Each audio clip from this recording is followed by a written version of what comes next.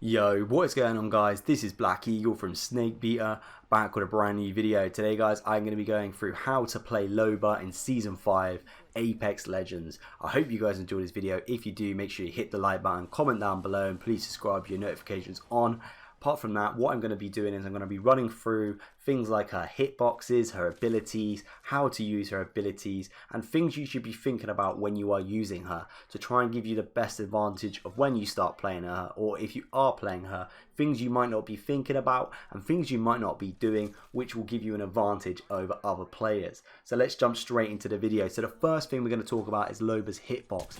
Loba's hitbox is pretty similar to Bangalore's. I think she's a little bit taller, and obviously she's a bit thicker, as we all are aware. So this gives you an advantage that you don't have to play too defensive with Loba. She's perfect for like escapes, and she's good when she's pushing forward. You don't have to worry too much about her hitbox. It's not like she's a Gibraltar or a Pathfinder, who are pretty big units, and they do get hit by more bullets because of that. So always keep that in your mind, that you do have a good advantage of escaping when you are her. Don't think you have to turn and fight if it is not possible. So let's now jump into her abilities. So the things you want to be thinking about now, we're going to talk about her burglar's best friend. So this is her bracelet. We're just going to call it bracelet because it's a lot quicker and easier. The max distance you can throw her bracelet is 100 meters. The best way to practice this is go into firing range and get an idea of how far you can throw it quickly and so on. It's very handy. It's kind of like a grenade. When you if you hold down the trigger when you're about to throw the ability, you get a little line, and it's just like throwing a grenade. I'd recommend doing that the first few times so you can start getting an idea of how far your meters are being thrown. If you don't see that, there's a little meter bar there the ability is, and it shows you how far you're throwing it. It is very easy to be misconceived by how far you're throwing it, especially if you start aiming up high. So always keep a close eye on the meters. If you don't keep a close eye on the meters, there's a good chance you'll throw it up really high and you'll probably end up just going like 12 meters. So make sure you're keeping an eye on that, and as I say, practice it as best as you can in firing range. Now I'm going to talk through the best times to use this ability. Now when you're using Loba, the best time to use her bracelet is when you're either attacking, defending, or getting into a position. So when we are attacking, we are going to be using it for examples if we are trying to get on top of their building, if we are trying to catch them out, get in front of them in a certain position. We are basically not trying to chuck the bracelet on top of them. If you chuck your bracelet on top of them, you are asking to die, because they will just focus all their shots on where your bracelet has just landed, and you're pretty much screwed. So using her ability for attacks, it has to be in the right way. You have to make sure you're putting it in a safe spot where you can still put pressure on them but not put yourself in danger. Don't go balls to the wall, because you will just die. If you're talking about using her ability defensively, that's pretty much like how we were talking about how far you can throw the bracelet. So you want to be chucking it as far as possible. If you have to rush to get it down, you can use the right trigger or whatever key you have to send it to the ground quicker. This is only if you're getting put pressure on. Say for example someone is pushing you, you can hit the button and it will hit the ground and you can get out a little bit quicker. Of course you do then sacrifice a few meters, but then again, if those few meters mean you stay alive, it's worth it. There's other ways you can use her bracelet to escape things.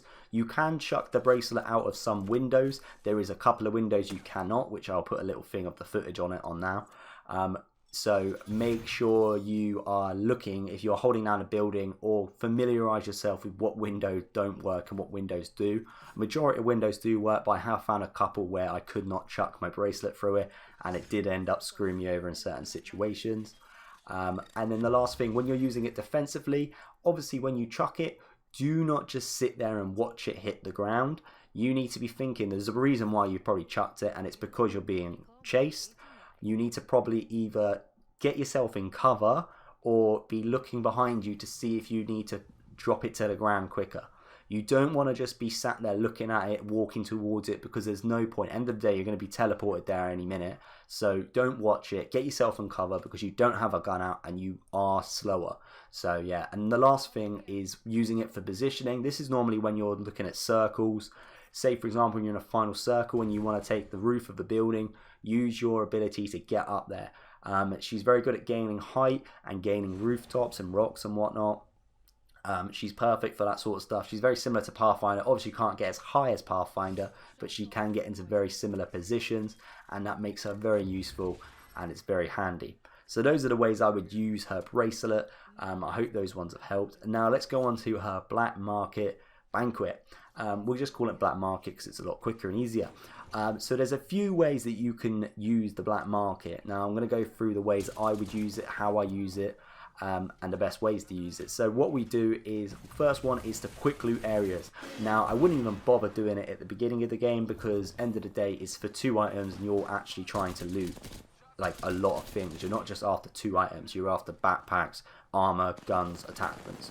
So it's not worth doing it early circles. The best time to really use it is if you're trying to quick loot an area and you're looking for just certain items, or you're looking for something very like say for example ammo or heals. You're just looking for that certain thing, and you only need a couple of them. If you need more stuff, then obviously you're going to loot the buildings and it's not really worth using that ulti.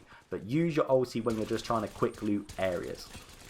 The next thing is quick looting death boxes. So for example, if you are attacking, say for a team, you've just had a fight with them, or a team has just had a fight in a certain area and you see plenty of death boxes on the floor, that is the perfect time for you to whack down the Black Market. Loot those boxes as quick as possible. Once again, it's only if you need certain items, because you're only allowed 2. If you have like loads of items, you don't really need to loot the boxes. But if you don't have many, then obviously you're going to loot the boxes, and then again, it's not worth using the Black Market. So it's just making sure you're using it at the right times. And the last thing is when you loot death boxes, but from inside a building or behind cover. Now this is the best thing about her ulti, is you can use it to armor swap, and you can use it to just, you know, pick up some last minute grenades, last minute throwables, last minute heals. She's brilliant for that sort of stuff, and you don't put your life at risk. Obviously, if you were just to run out there and try and loot a death box, there's a good chance they'll push you, there's a good chance they'll shoot at you, and it's pretty much, that's it, dead and gone. Whereas if you obviously have the Black Market up, you can loot those boxes in the safety of your building. So those are the best times I would use the Black Market.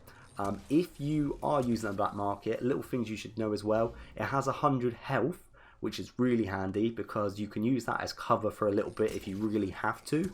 And the other bonus for it is you can also block doors using it. It's not something that I have done very much, but it's something you can do. If you need to hold down a building, quickly chuck your Black Market in front of the door, and then they will not be able to pass it unless they destroy it. So that's very helpful to know, very handy. And the only other things you really need to know about it is it doesn't actually allow you to loot closed care packages or loot ticks, so don't try that. You will not go very far. So yeah, that's how I would use the Black Market anyway. So quick loot areas, quick loot death boxes, and loot death boxes from a safe distance and safe position. And you can use it as cover / blocking doors. The last thing that you really need to be thinking about, and this is her passive, Eye for Quality. Now the best time to use the Eye for Quality is when you are landing. It's so helpful because you can see where the best items are, you can take the best items first, and you can get the best loot. It's so useful because you could land down and see, right, there's purple armor in this building, I need to go for this building. If you don't use your Eye for Quality right, then you're not going to see where the best loot is, and you're not going to be able to push it properly. You can also ping obviously good loot from outside the building through walls, which is helpful for your teammates. If you're just jumping on to get a treasure pack, she does show up treasure packs. She can tell you where the red items are, so it's a very quick way to get your treasure pack for the day. If you're just jumping on for literally a game just to get your treasure pack, she will help you out easily and get it done. But yeah, that's pretty much everything covered. Apart from that, really, the rest of it's down to you about how you move, how you play, and how well you shoot. As long as you nail all the abilities that she's got and use them to the best that you can, then you're going to smash it.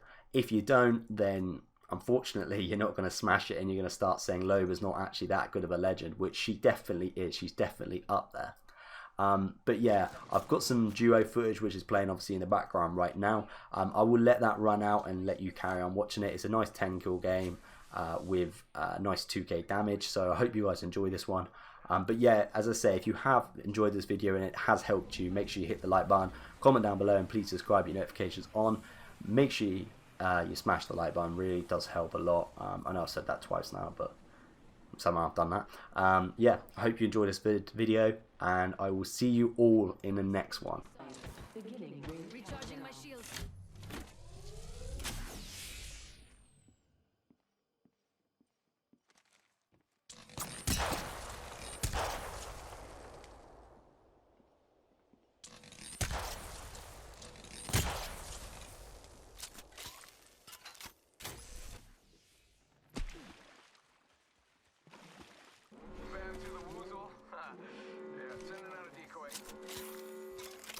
Moving.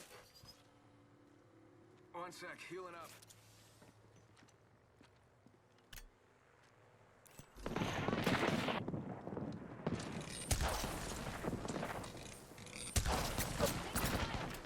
Recharging my shields.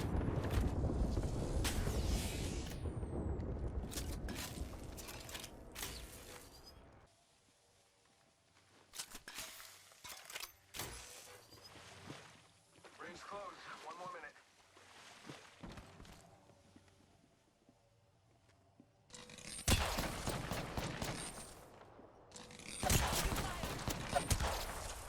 Recharging my shields. Let's go here. Sending out my decoy. Shot at.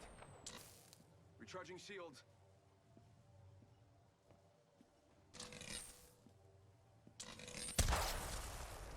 We've got 30 seconds to get to the next ring. If you go down, I'm not carrying you.